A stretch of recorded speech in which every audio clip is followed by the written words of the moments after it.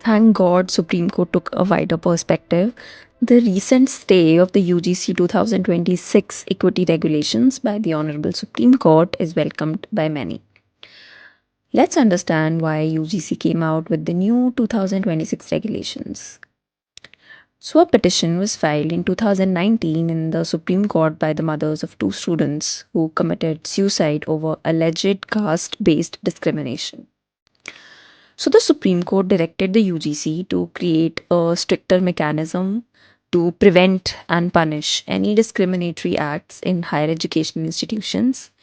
But these new regulations that the UGC rolled out defined caste based discrimination in a narrowly confined manner as discrimination only on the basis of caste or tribe against the members of the scheduled castes, scheduled tribes, and other backward classes. So, this definition takes a narrow view and leaves out the possibility that persons belonging to the general category may also be subjected to caste based hostility, abuse, intimidation, or institutional prejudice. Therefore, these regulations denied equal protection of law to a substantial section of citizens solely on the basis of caste. So the court rightly took the view that UGC's definition of caste based discrimination leaves out general category. Such rules will divide the society further. This is absolute discrimination against the general category.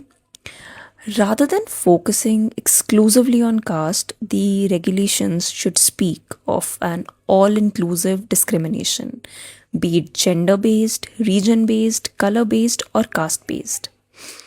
The court gave an interesting example that ragging is one of the biggest problems in educational campuses. So, suppose if a general category fresher resists ragging by a scheduled caste senior, there is a chance that the latter could file a complaint under new regulations, while the former fresher student has no remedy.